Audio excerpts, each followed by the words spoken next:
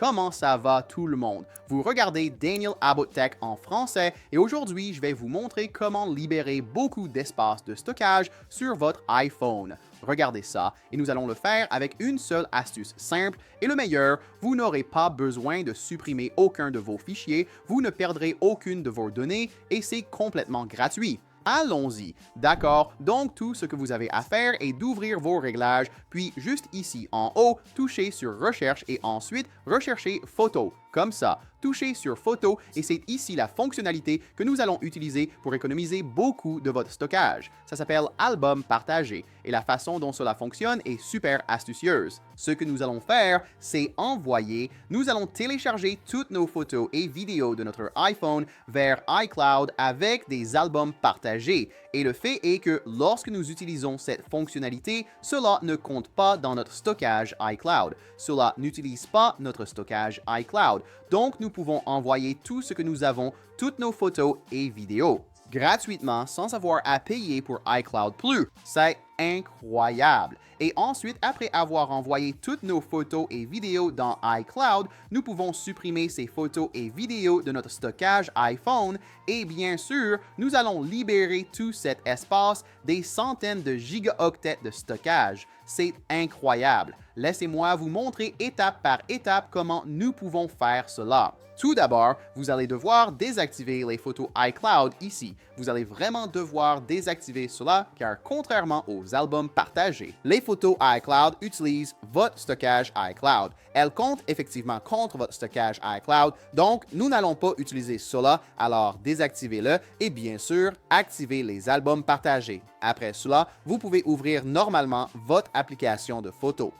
Vous allez en fait faire défiler jusqu'en bas et juste ici, vous avez vos albums partagés juste en bas. Touchez sur cette option pour en créer un nouveau et ici, cela dépendra beaucoup de la façon dont vous allez organiser et personnaliser votre bibliothèque. Parce que ce que nous allons faire, c'est simplement déplacer toutes nos photos et vidéos de la bibliothèque vers les albums partagés et comme je l'ai mentionné, une fois qu'elles sont ici dans l'album partagé, elles iront sur iCloud, d'accord? Donc ici, vous pouvez choisir comment vous voulez organiser. Peut-être que vous voulez mettre toute votre bibliothèque de photos, donc toutes vos photos et vidéos, dans un seul album partagé, pas de problème.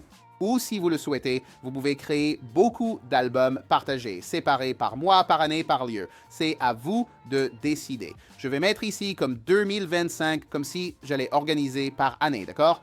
Donc, je vais toucher sur OK. Donc, mon album partagé est créé 2025. Bien sûr, il n'a pas d'éléments, pas de photos, pas de vidéos. Je vais les ajouter maintenant. Je vais toucher ici sur plus et ensuite, c'est ma bibliothèque complète, d'accord? Ce que je vais faire, c'est le toucher puis le faire glisser. Donc, toucher et faites glisser comme vous pouvez le voir et je sélectionne juste mes photos et vidéos. C'est ma bibliothèque complète sur mon iPhone, d'accord? Je vais prendre ces 31 éléments, d'accord? Juste comme exemple. Et ensuite, je vais appuyer ici sur Ajouter, comme vous pouvez le voir, et ensuite sur Publier. Et voilà, ça va créer mon album partagé avec mes 30 éléments. Bien sûr, vous pouvez mettre des centaines ou des milliers d'éléments. D'accord? Et nous sommes prêts à partir. Comme vous pouvez le voir ici, 20, 25, 30. Et c'est ici que la magie opère, les gars, parce que ce que nous allons faire maintenant, c'est retourner à ma bibliothèque de photos. Donc, voici ma bibliothèque de photos sur mon iPhone. D'accord? Je vais sélectionner et je vais sélectionner ces mêmes 30 éléments et je vais les supprimer de mon iPhone. Donc, supprimer ces éléments. Et même, je vais fermer ça, redescendre, redescendre. Allez ici dans ma corbeille. Je vais utiliser ici Face ID et je vais supprimer de ma corbeille. Donc, je supprime littéralement tout de ce téléphone. Ces photos et vidéos ne seront plus sur mon téléphone. Je vais toucher ici sur les 3 points. Toucher ici sur Supprimer To. Supprimer de cet iPhone. Ils ne sont plus sur mon iPhone. Ils ont complètement disparu. Donc, je vais fermer. Je vais faire défiler vers le bas, mais ils sont assis dans mes albums partagés. Donc, si je touche l'option, ils sont là. Les mêmes photos et vidéos, elles sont ici parce qu'elles sont dans iCloud. Donc, je peux fermer. j'ai mes 30 photos et vidéos ici dans mon album partagé sur iCloud, mais bien sûr, je ne les ai plus sur mon téléphone. Elles ont complètement disparu. Et bien sûr, cela libérera de l'espace de stockage sur mon iPhone car elles ne sont plus sur mon iPhone. Elles sont juste dans iCloud. Donc, si je touche ici sur Réglages et que je reviens tout le chemin de retour... Pas comme ça. Fermons ça. D'accord, tout le chemin de retour, allez dans Général puis allez dans Stockage de l'iPhone. Ils libéreront le stockage de mon iPhone dans quelques heures, voire quelques jours, parce que ce processus prend du temps, d'accord? Donc, après avoir tout fait comme nous l'avons fait, cela prend en fait un certain temps pour que ces photos et vidéos soient téléchargées sur iCloud et ensuite libèrent le stockage de l'iPhone. D'accord? Comme je l'ai dit, cela peut prendre quelques heures, cela peut prendre quelques jours selon la quantité de stockage.